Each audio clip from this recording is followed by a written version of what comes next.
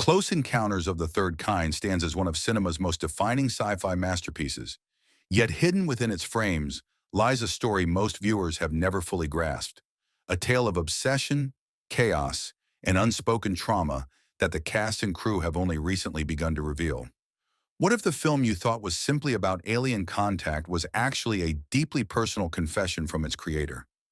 What if those five musical notes hiding in plain sight carried a message far beyond their haunting melody?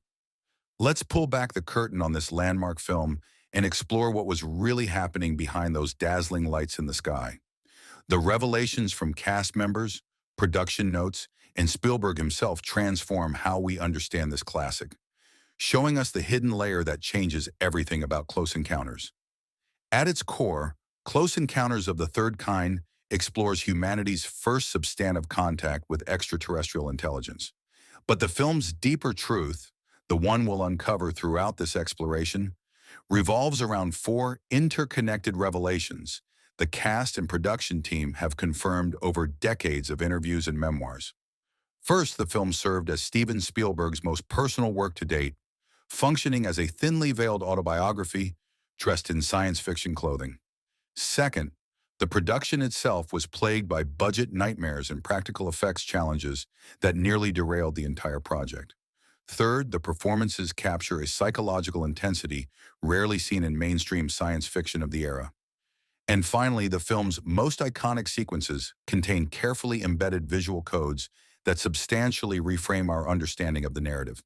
When you go back and watch it now, Richard Dreyfuss explained in a 2017 retrospective interview, you're seeing something completely different than what audiences thought they were watching in 1977.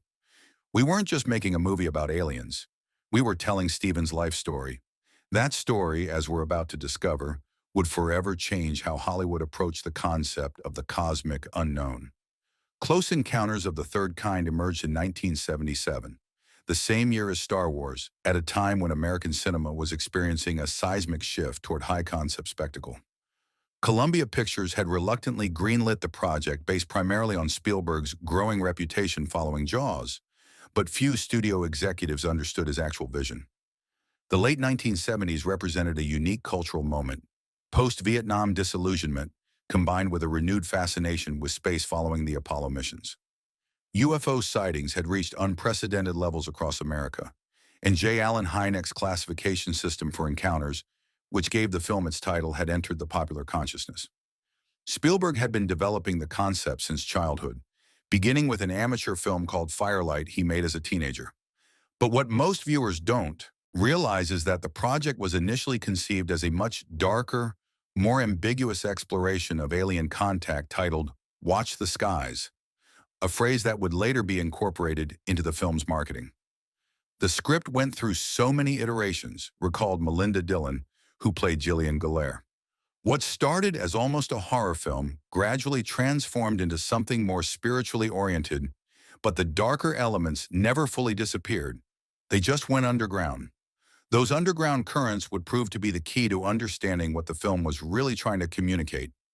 The public image of Steven Spielberg in 1977 was that of a wunderkind director, technically brilliant, commercially savvy, and destined for greatness. Yet behind that polished persona existed a more complex reality that the cast witnessed firsthand, elements of which were deliberately encoded into Close Encounters' protagonist. Roy Neary wasn't just a character, Richard Dreyfuss revealed years later. He was Steven, down to the smallest details. The obsessive model building, the growing alienation from his family, the absolute certainty that he wasn't losing his mind despite all evidence to the contrary. Steven was directing me to play him. This autobiographical dimension went far beyond mere inspiration. Spielberg was processing his parents' divorce through the film's family dissolution scenes. His childhood fear of the night sky, stemming from meteor shower viewings his father organized, became transmuted into fascination. His feelings of being an outsider in Arizona suburbs manifested in Roy's increasing isolation. Spielberg would later acknowledge this connection explicitly in a 2011 AFI interview. If you look at my father and you look at the broken family in Close Encounters, I was working through something very specific. Maybe I still am.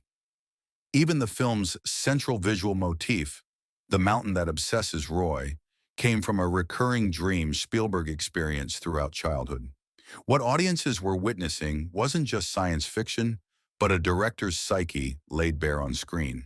But beneath this revelation lies a more painful truth about the personal cost of bringing this vision to life, and why Spielberg himself would later express profound regrets about the film's central message.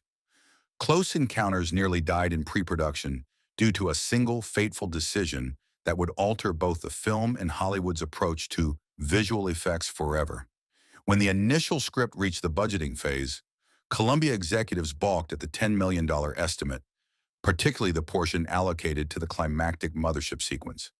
The conventional wisdom of the era dictated cutting back such ambitions, perhaps relegating the aliens to shadowy glimpses or off-screen presence. But Spielberg made an unprecedented choice. He personally guaranteed the film's commercial performance with his own future earnings, while simultaneously bringing in special effects pioneer Douglas Trumbull, whose work on 2001, A Space Odyssey had revolutionized the industry. Steven put everything on the line, recalled Bob Balaban, who played cartographer David Laughlin. The studio wanted to cut the entire third act, essentially removing the actual encounter from Close Encounters. They thought it was too expensive and too weird. Steven refused to compromise. This standoff led to Columbia granting Spielberg an unusual degree of creative control, but with a catch. The production would operate under extraordinary financial scrutiny, with real possibilities of shutdown at multiple junctures. The decision to push forward with the full vision set off a chain reaction. The effects team would need to invent entirely new techniques for the mothership sequence. The shooting schedule expanded from 90 to 157 days. And perhaps most significantly, Spielberg began rapidly rewriting scenes, often the night before shooting. Scripts would arrive warm from the printer each morning. François Truffaut, who played Claude Lacombe, noted in his production diary, "We were making a film that was constantly reinventing itself, sometimes hourly. This creative chaos would eventually produce cinema history, but not before nearly destroying the cast's confidence in the project entirely." Behind the awe-inspiring imagery of Close Encounters existed a production in perpetual crisis, with physical and emotional costs that the cast would only reveal years later. The film's troubled shoot created conditions that mirrored the very story they were telling, one of obsession, belief in the face of skepticism, and psychological fragmentation. The notorious mud scene, where Dreyfuss's character first encounters UFOs at a railroad crossing, required 5 consecutive nights of filming in Wyoming, with the actor submerged for hours in artificial mud that had to be heated due to the cold mountain air. "I was essentially hypothermic by the third night," Dreyfuss later admitted, but that delirium translated perfectly to Roy's state of mind. "I wasn't entirely acting." For Melinda Dillon, the emotional toll came from repeated takes of the scene where aliens take her son. "We shot that sequence for 2 weeks. I had to maintain that level of hysteria take after take. By the end, I was having actual panic attacks between shots." The production's continual budget problems compounded the stress. Columbia executives visited the set frequently, threatening shutdown. Spielberg began hiding expensive equipment when studio representatives were scheduled to appear. The infamous Devil's Tower sequence, built on an enormous indoor set, had to be dismantled and reassembled 3 times due to financial stops and starts.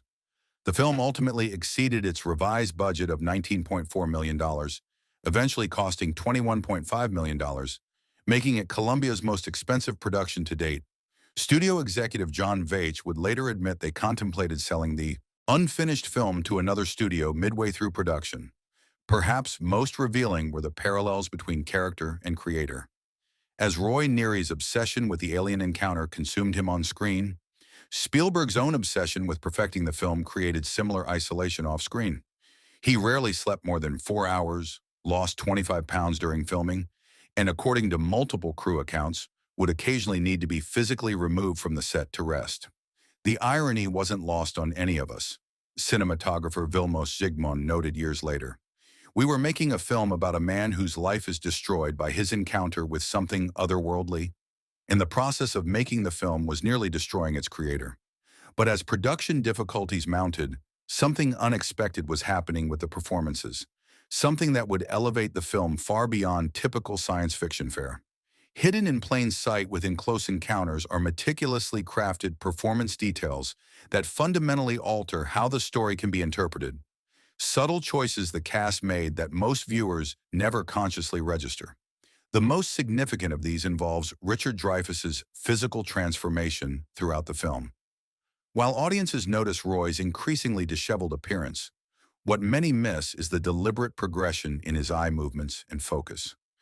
In early scenes, Dreyfuss maintains normal eye contact with other characters. As his obsession grows, his gaze subtly shifts to focus slightly above human heads, creating subconscious discomfort for viewers. I developed this technique where I would focus on a point about 2 inches above the other actor's head, Dreyfuss explained. It creates this sense that I'm looking through them rather than at them. Stephen wanted Roy to seem increasingly disconnected from human relationships as his connection to whatever was in the sky grew stronger. This technique culminates in the family dinner scene, where Roy's eyes never once meet those of his wife or children, yet snap into perfect focus when looking at his mashed potato sculpture. Another easily missed detail involves the film's use of color psychology. Production designer Joe Alves created a deliberate color progression for interior scenes. Early family scenes utilize warm yellows and ambers. As Roy's obsession grows, these gradually shift to cooler blues and grays, eventually matching the clinical color palette of the government facilities. This subtle transition conditions viewers to associate the cold colors with alienation, making the warm golden light of the mothership sequence subconsciously register as a homecoming. Perhaps most revelatory is Truffaut's performance as Claude Lacombe. While viewers focus on his limited English, most miss that his scientific character maintains more genuine human connection than any American in the film. Truffaut delivers every line with gentle eye contact and physical proximity to other characters, creating the film's only stable human presence. Francois understood that his character represented a different path. Spielberg noted in a 2007 commentary, Lacombe has the same fascination with the unknown as Roy, but he never loses his humanity in pursuit of it. Most viewers never notice that he's actually the film's moral center. These performance layers create a far more complex reading of the film than most viewers recognize, setting the stage for the deeper conflicts bubbling beneath its surface. The most significant conflict surrounding Close Encounters wasn't between humans and aliens, but between competing visions of what the film should actually say about contact with the unknown. This battle played out between Columbia executives, Spielberg's production team, and even among the cast, creating tensions that nearly derailed the film's completion. Columbia Pictures had approved the project expecting a more conventional alien invasion narrative, something closer to War of the Worlds than the spiritual journey Spielberg was crafting. As dailies revealed the film's true nature, studio panic intensified.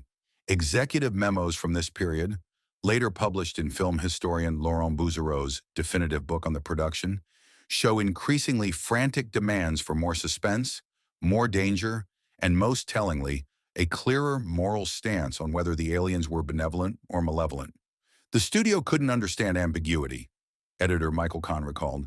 They kept asking, but are the aliens good guys or bad guys? Stephen's answer was always that they were neither. They were just different. That drove the marketing department absolutely crazy. This fundamental clash in perspective reached its breaking point when Columbia demanded a definitively optimistic ending, threatening to bring in another director to reshoot the final sequence if Spielberg refused. The original concept featured a more ambiguous conclusion, with the implications of Roy leaving his family deliberately unresolved. The cast themselves were divided on this core question. Dreyfuss supported the more spiritually uplifting interpretation, while Terry Garr, who played Ronnie Neary, argued passionately that the film was unintentionally glorifying the abandonment of parental responsibilities. I kept asking Stephen how we could possibly frame Roy leaving his kids as some kind of transcendent moment, Garr later revealed. It bothered me deeply. I thought we were making a film that celebrated a man walking out on his family because something more interesting came along. This critique would prove prescient, becoming the very aspect of the film Spielberg himself would later question most profoundly. But at the time, the director held firm to his vision of cosmic wonder, trumping earthly connections. What few people realize is that the final theatrical version represented a compromise, with several scenes of family conflict softened or removed entirely. The original cut contained 3 additional scenes showing the devastating impact of Roy's obsession on his children, sequences that would have significantly altered the emotional calculus of his departure. The question of whether Close Encounters is ultimately a film about liberation or abandonment remains its most provocative and unresolved aspect, one that continues to divide viewers and even its creators to this day. The most profound irony surrounding Close Encounters emerged years after its release, when Spielberg himself disavowed the film's central message, a reversal that fundamentally reframes how we understand the story. In numerous interviews throughout the 1990s and 2000s, Spielberg expressed increasing discomfort with the film's apparent celebration of Roy Neary abandoning his family. This shift in perspective coincided with Spielberg becoming a father himself and experiencing the transformative nature of that relationship. I look at Close Encounters now, and I see a film made by a guy who didn't have children. Spielberg told the New York Times in 1999, "I would never make that movie today." Roy Neary making mashed potatoes in front of his children, neglecting his family, acting irrationally. That behavior is abusive. I wouldn't make the film from the perspective of the father now. It would be from the perspective of the abandoned family. This remarkable repudiation by the film's creator casts the entire narrative in a new light. What many viewers interpreted as a spiritual journey toward cosmic truth was later viewed by its own creator as potentially a massive moral failure disguised as transcendence. The irony deepens when considering that Close Encounters represents one of cinema's most authentic depictions of obsession, precisely because Spielberg was himself obsessed during its creation, prioritizing the film over almost everything else in his life. During post-production, Spielberg worked such long hours that he developed temporary color blindness, a condition that affected some of the film's final color timing decisions. The director didn't seek medical attention until after the final cut was delivered, putting the film before his own physical well-being. Richard Dreyfuss perhaps summarized this paradox best. Steven made a film about a man who gives up everything to follow his obsession while being a man who was giving up everything to follow his obsession. The difference is that Roy follows the aliens, while Steven's obsession created them.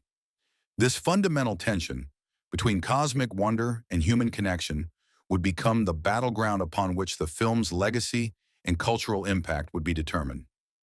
The breakthrough moment for Close Encounters came not through its initial reception, but through its pioneering approach to communication that would transform how cinema portrayed contact with the unknown. While the film performed well financially, eventually grossing $300 million worldwide against its $21.5 million budget, its most significant impact emerged through its rejection of traditional science fiction tropes. Prior to Close Encounters, alien contact films largely relied on either military confrontation or simplified verbal exchanges.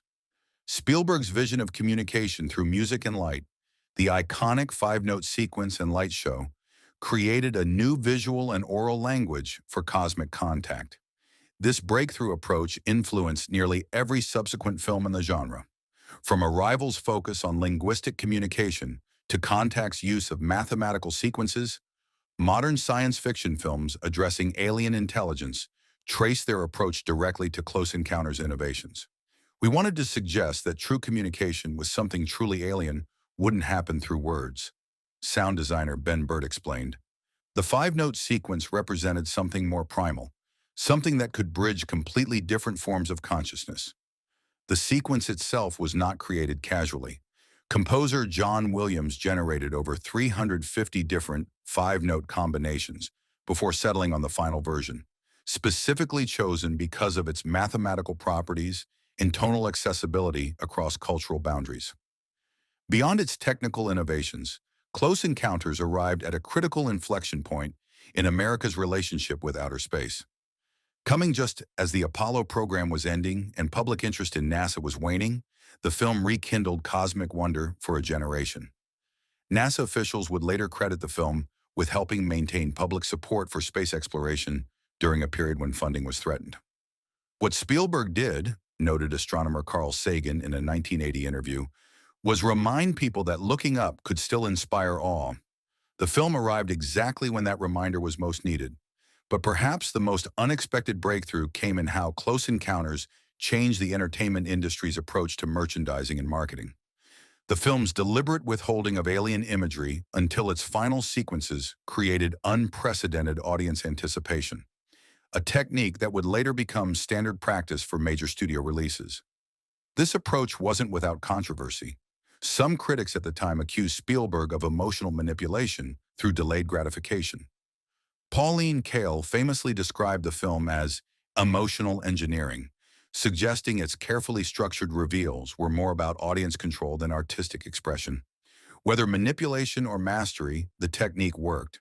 The film's climactic reveal of the aliens and mothership became one of cinema's most iconic moments, forever changing audience expectations for cosmic spectacle. The influence of Close Encounters extended far beyond cinema, creating cultural ripples that continue to shape how we imagine potential contact with extraterrestrial intelligence. Within the film industry, the most immediate effect was a fundamental shift in how studios approach science fiction. The genre had previously been largely relegated to B-movie status, with few exceptions. Close Encounters, alongside Star Wars the same year, elevated sci-fi to prestigious A-list status, opening doors for filmmakers to explore cosmic themes with substantial budgets and serious artistic intent. Directors as diverse as Denis Villeneuve, Christopher Nolan, and James Cameron have all cited the film as foundational to their approach to the genre. Villeneuve's Arrival, 2016, particularly draws from Close Encounters' focus on communication rather than conflict, while expanding its philosophical implications. Spielberg created a template for cosmic awe, Villeneuve noted in a 2017 interview. He showed how to make the unfathomable feel intimate, which is exactly what I tried to achieve with Arrival. Beyond filmmaking, Close Encounters profoundly influenced how scientists and researchers approach the concept of potential extraterrestrial contact. The film popularized actual scientific protocols being developed by SETI researchers, giving cultural currency to concepts previously confined to academic papers.